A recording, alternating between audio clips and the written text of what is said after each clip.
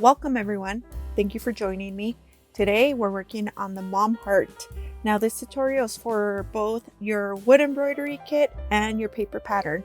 So whichever one you have, you're in the right place. Before we get started, I just want to give a quick reminder, if you're interested in buying the kit or the pattern, check out my website, link below. Let's get started. I'm just going to go over a few steps to get started with this kit. So I've embroidered half of the heart already to kind of have an example of what I'm doing on this side. But I highly recommend that you start off with the lettering first. And then within the lettering, I also have a few other recommendations for you to start with. And that would be to do this section in the center of the letter M. And then after that, whichever stroke you decide to do on the lettering, it is best for you to backstitch it and then go ahead and whip it. Don't try to backstitch the entire letter and then whip it, because you're gonna have a little bit of a tough time maneuvering your needle in some of these like tighter areas. So again, start with the lettering, and then within the lettering itself, start with this section here in the center of the M, backstitch that, whip it, and then move on to the next stroke. Once you're done with the M, you could do the O and then the last M. Once you're done with the lettering, I think the next best step to do is the back stitching for the heart of the shape and for the branches. Then you want to go ahead and do these little leaf stitches.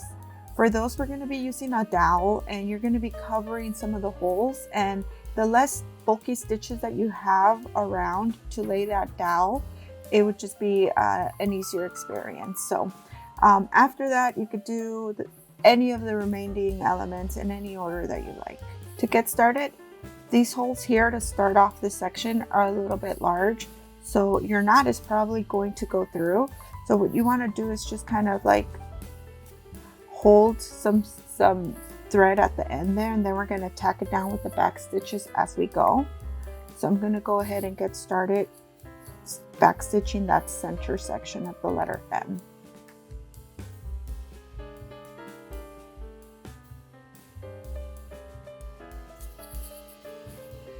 And this is where I could go ahead and tack down with one of my stitches the back thread.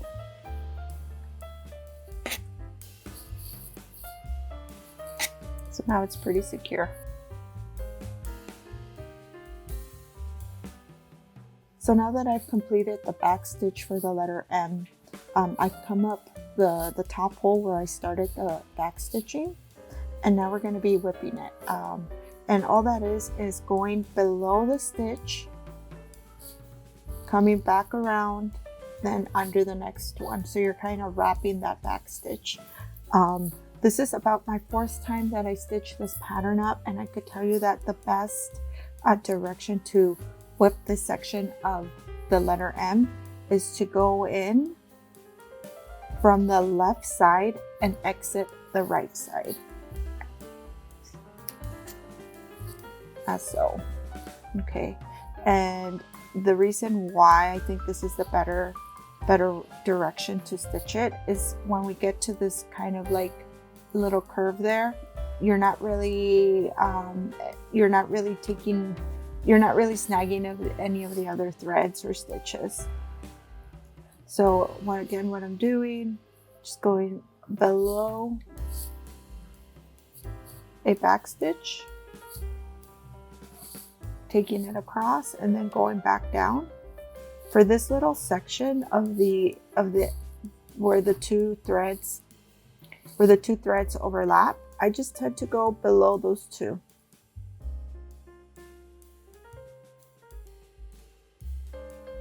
And I'm kind of just going with the flow of like what the stroke would be. So it starts there, it curves, and then goes back up. So now I'm going to go ahead and continue in this direction.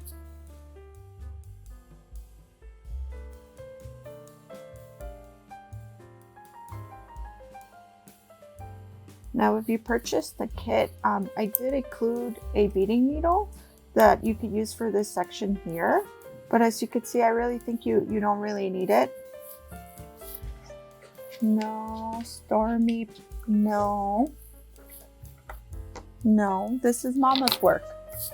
No, I'm sorry, no. So I'm continuing to whip that section here. I really actually prefer using the regular needle. I just using the beading needle could sometimes be a little bit tricky, could easily snag. So I went above that. And as you can see, when you're whipping your thread this way, it's not that hard.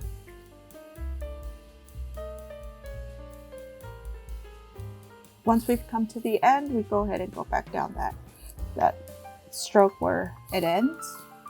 Now we could go ahead and back stitch another section of the letter M. Then when we're done back stitching this section here, we'll go ahead and whip it.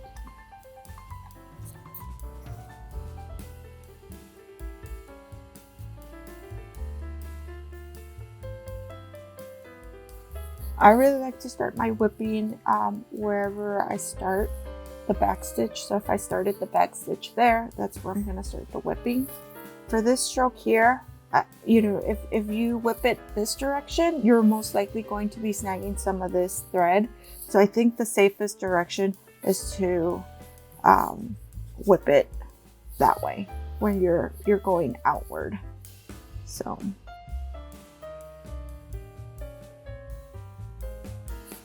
there you go. Then when you come to an end, we'll go ahead and go back down. Make sure that when you come to the end of your thread, you could go ahead and secure it by going below a few of your previous stitches to kind of lock it down. All right, so we're going to move on to work on the leaf stitches. And for those, I recommend you first do your back stitching first. And the leaves require a total of 1, 2, 3, 4 holes in order for them to be created. Your fourth hole is part of the back stitch as well. So that's why we want to have this part of it done already. So we don't have to try to go back down a hole already where a leaf is done. So we don't mess up the little shape. You're going to require for this step a dowel that is about 1/8 inch in diameter. Now I bought a whole pack of these for just a few bucks. Again, it's 1/8 dowel. The length doesn't really matter. I actually cut them in half because 6 inches is kind of cumbersome. So what else can you use instead of a dowel if you don't want to buy a pack like I did? A lollipop stick, a sucker stick is usually about 1/8. Now it doesn't have to be exact, so just whatever is about the diameter of 1/8. For each leaf, we're going to start at the very top of it and end at the base. So this is the top and this is the base. So we're going to come up what I'm calling that hole there, hole number 1. That's 2, 3, and 4. So we're going up hole 1. We're going to take our dowel and we're going to go ahead and lay it over the holes. And you're going to have to maneuver your piece as we work. So it doesn't really matter what side of the dowel the thread is on. And what we're going to do, we're going to go ahead and go back down that same hole, hole number 1. And what we're doing, we are essentially tacking down that dowel. Now this is using a good amount of tension. So, I mean, you don't want to make it so tight that you won't be able to pull out the dowel, but just, I would say a medium strength. So now you're going up hole number 2. Hopefully you could see that. You're going to go over the dowel and back down hole number 2.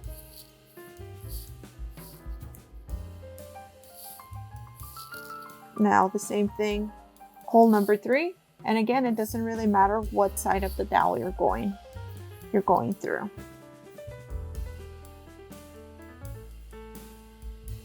Come up and over total of 3 times, creating 3 loops when we pull this dowel out. But before we do that, we want to go ahead and come back up hole number 4 see that? Hole number 4. And then we're just gonna leave the thread there for now. Now, we do this so when we pull the dowel out, these aren't going to very easily be accidentally pulled and pretty much dissolved by accidentally pulling this thread. Now it's kind of locked in. So now we could go ahead and gently wiggle out the dowel, and it's gonna leave us with 3 loops. So we're gonna go through the loops, over and back down hole number 4 to kind of tack down those loops. So again, we're gonna go through the loops, gone through. I'm gonna go ahead and go back down hole number 4.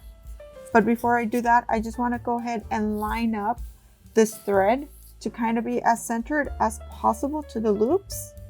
And you could also kind of press the loops down a little bit in the direction that they need to go. And then go back down hole number 4. You don't need a lot of tension for this. This is definitely going to be lighter tension. Keep that working thread as centered as possible. And you're definitely going to have to maneuver some of the loops to kind of continue to keep them in the center.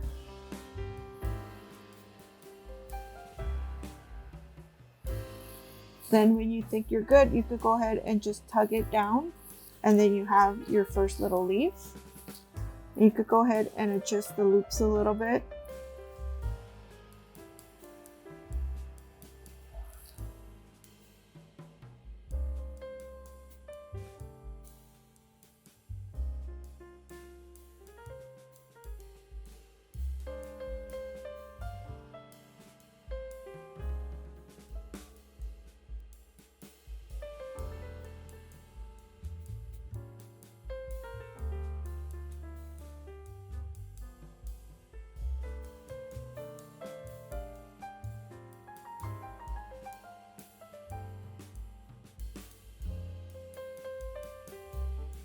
So look at all those adorable little leaves.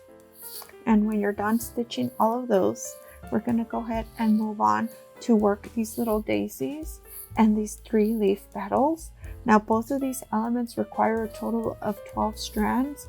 So make sure that you double up your thread to equal 12. These are pretty straightforward. These are all just straight stitches. But I think the trick to these is that you want to go ahead and leave the stitch on the looser end to kind of give it a little bit more volume. So they're just not like these really flat, straight stitches.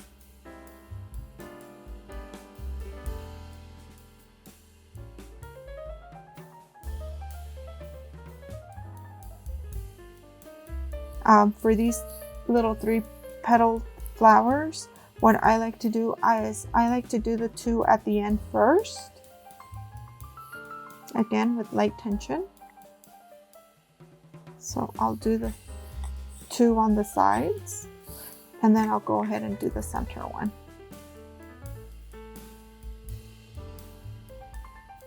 So the final element for this kit is to work on the French knots. It's very optional for you to add a French knot in the center of the flower. I choose not to, but if you would like to add that detail, go ahead and add a French knot. So you go in through one of the holes. You're gonna take your needle, you're gonna wrap your thread around the needle twice, and then you're gonna go back down that same hole. So again, we're gonna 1, 2, wrap our needle. We hold tension on this side of the thread, and we're gonna go back down that exact same hole we came up. And we're gonna go ahead and pull. Continue to hold the thread to add tension. And we're pulling, and when you get close, go ahead and release the tension, and then you have a nice little French knot. I'm gonna go ahead and do that a few more times, going up through the hole, wrapping my needle once, twice, and going back down the same hole. I'm holding tension. All right, my friends, with that, we have covered all the elements to finish your mom heart embroidery kit. To add the finishing touches to your kit, you have to attach the cord and cover the back with the felt.